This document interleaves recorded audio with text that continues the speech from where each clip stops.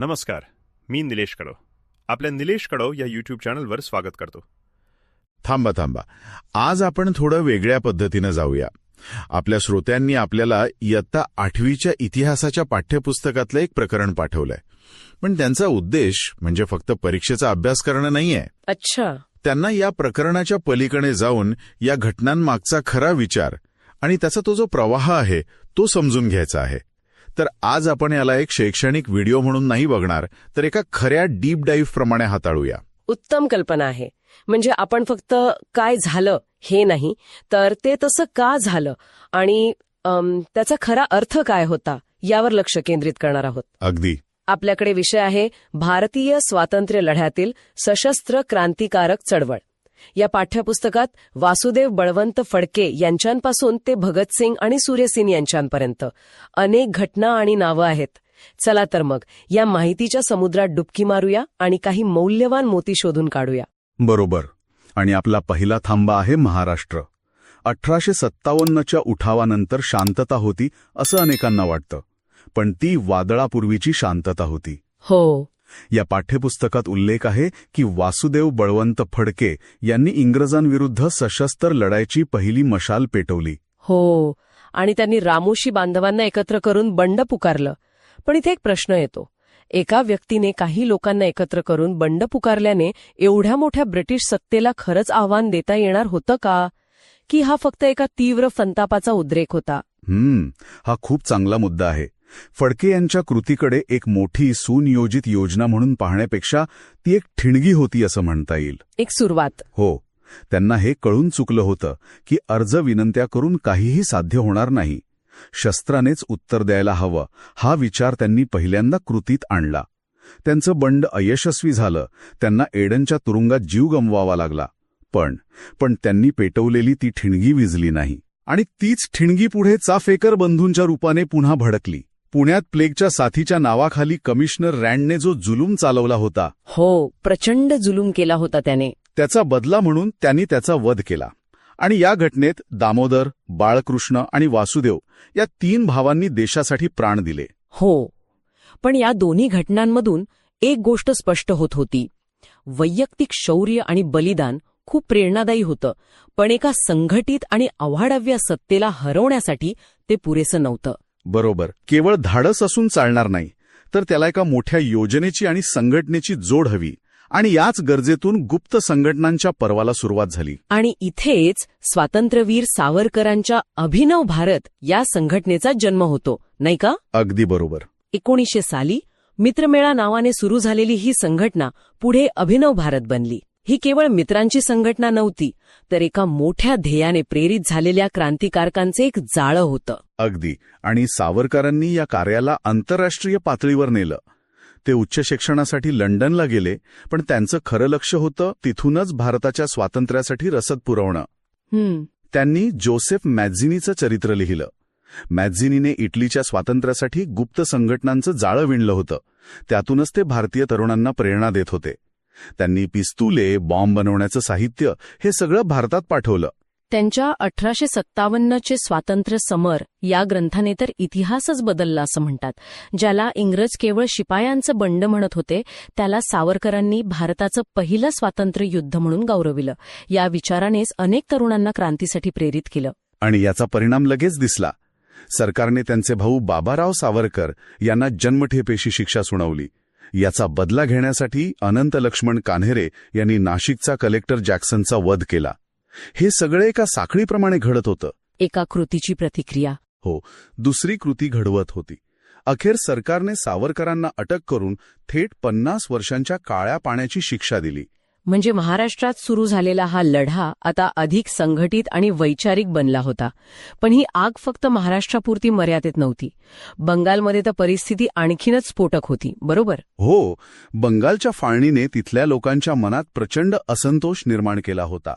आणि तिथे अनुशीलन समिती ही एक प्रचंड मोठी आणि प्रभावी संघटना कार्यरत होती. अनुशीलन समिती? हो, या नावामध्येच त्यांचं रहस्य दडलेलं आहे. अनुशीलन म्हणजे शारीरिक, मानसिक आणि बौद्धिक शिस्त. त्यांचा विश्वास होता की स्वातंत्र्यासाठी केवळ भावनिक होऊन चालणार नाही, तर एक शिस्तबद्ध आणि प्रशिक्षित संघटना हवी. त्यांच्या 500पेक्षा जास्त शाखा होत्या. यावरून त्यांच्या कार्याची व्याप्ती लक्षात येते. आणि याच समितीच्या खुदिराम बोस आणि प्रफुल्ल चाकी यांनी किंग्सफोर्ड या न्यायाधीशावर हल्ला केला. जरी तो प्रयत्न फसला आणि त्यात 2 निष्पाप इंग्लिश स्त्रिया मारल्या गेल्या, तरी त्यातून क्रांतिकारकांचं धाडस दिसून आलं. इथे प्रफुल्ल चाकी यांचं बलिदान खूप हृदयद्रावक आहे. पोलिसांच्या हाती लागू नये म्हणून त्यांनी स्वतःवर गोळी झाडली आणि अवघ्या 18 वर्षांच्या खुदिराम बोस यांना फाशी झाली. या घटनेने संपूर्ण देशाला हादरवून सोडलं.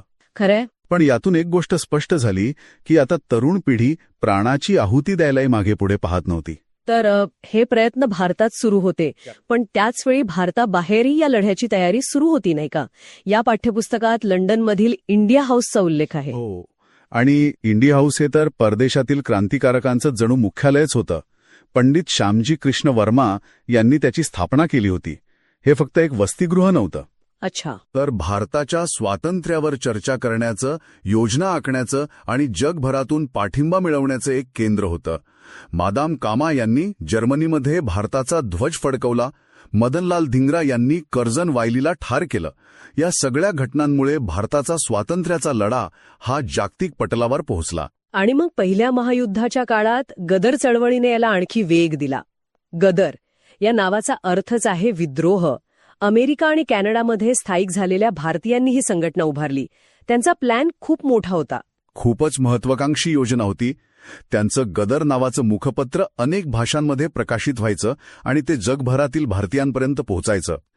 त्यांची मुख्य योजना होती की ब्रिटिश सैन्यात असलेल्या भारतीय सैनिकांनाच बंडासाठी तयार करायचं. जर सैन्यच फिरलं तर इंग्रजांचा कणाच मोडेल, असा तो विचार होता.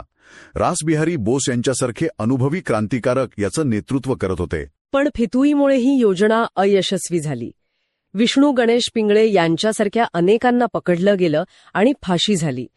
पण यातून हे दिसतं की आता क्रांतिकारक केवळ छोट्या मोठ्या हल्ल्यांचा विचार करत नव्हते, तर थेट ब्रिटिश सत्तेला मुळापासून उखडून टाकण्याच्या मोठ्या योजना आखत होते. अगदी. आणि मग येतो तो काळ जेव्हा गांधीजींनी असहकार चळवळ थांबवली. या निर्णयामुळे अनेक तरुण निराश झाले. ज्यांना वाटत होतं की आता स्वातंत्र्य अगदी जवळ आलंय. या निराशेमधूनच क्रांतीची एक नवी, अधिक तीव्र लाट उसळली. आणि त्याचं पहिलं उदाहरण म्हणजे काकोरी कट. रामप्रसाद बिस्मिल, अशफाकुल्ला खान, चंद्रशेखर आझाद यांनी सरकारी खजिना घेऊन जाणारी रेल्वेच लुटली. हो, कार्यासाठी पैसा उभा करणं हा उद्देश होता. पण हे खूपच धाडसी पाऊल होतं. खरंच. हो, पण यानंतर सरकारने जी धरपकड केली त्यात रामप्रसाद बिस्मिल, अशफाकुल्ला खान, रोशन सिंग आणि राजेंद्र लाहिरी या मुख्य नेत्यांना फाशी दिली. चळवळीला हा मोठा धक्का होता. पण चंद्रशेखर आझाद निसटले आणि त्यांनी पुन्हा एकदा संघटना उभी करायचा प्रयत्न केला. आणि इथेच या चळवळीला एक नवीन वैचारिक दिशा मिळाली.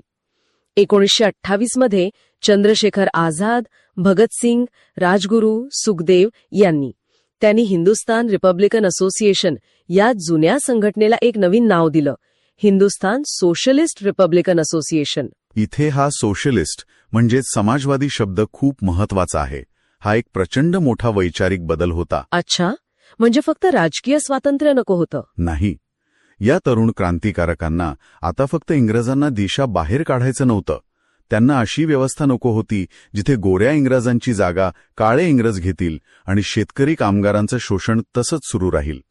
त्यांच्यासाठी स्वातंत्र्याचा अर्थ खूप व्यापक होता. राजकीय, सामाजिक आणि आर्थिक स्वातंत्र्य. आणि हाच विचार त्यांच्या कृतीतूनही दिसला. लाला लजपतराय यांच्या मृत्यूचा बदला घेण्यासाठी सॉन्डर्सचा वध आणि त्यानंतर सेंट्रल असेंब्लीमध्ये बॉम्बफेक. असेंब्लीमधला बॉम्बस्फोट तर कोणाला मारण्यासाठी नव्हताच. बरोबर. त्यांचा उद्देश होता बहिरा झालेल्या सरकारला आवाज ऐकवणे. त्यांना अटक व्हायची होती. त्यांना कोर्टाचा वापर एका व्यासपीठासारखा करायचा होता, जिथून ते आपले विचार संपूर्ण देशापर्यंत पोहोचवू शकतील. आणि ते त्यात यशस्वीही झाले. इन्कलाब जिंदाबाद ही घोषणा त्यांनीच देशभर पोहोचवली. हो, पण याची किंमत त्यांना आपल्या प्राणांनी चुकवावी लागली. 23 मार्च 1931 रोजी भगतसिंग, राजगुरू आणि सुखदेव यांना फाशी देण्यात आली. आणि अल्हाबादच्या आल्फ्रेड पार्कमध्ये चंद्रशेखर आझाद यांनी शेवटच्या श्वासापर्यंत लढा दिला, पण ते शरण गेले नाहीत. या बलिदानाने संपूर्ण देशाला ढवळून काढलं. खरंय, पण लढा थांबला नाही. बंगालमध्ये सूर्यसेन यांच्या नेतृत्वाखाली एक असा उठाव झाला जो सशस्त्र क्रांतीच्या इतिहासातील कदाचित सर्वात सुनियोजित आणि धाडसी प्रयत्न होता. चितगावचा शस्त्रगार लुटण्याचा कट हे एखाद्या चित्रपटाच्या कथेसारखं वाटतं. त्यांनी एकाच वेळी 2 शस्त्रगारांवर हल्ला केला, शस्त्र ताब्यात घेतली आणि शहराची संपूर्ण संदेशवहन यंत्रणा उद्ध्वस्त करून टाकली. प्रतिष्ठेला दिलेला तो एक मोठा धक्का होता.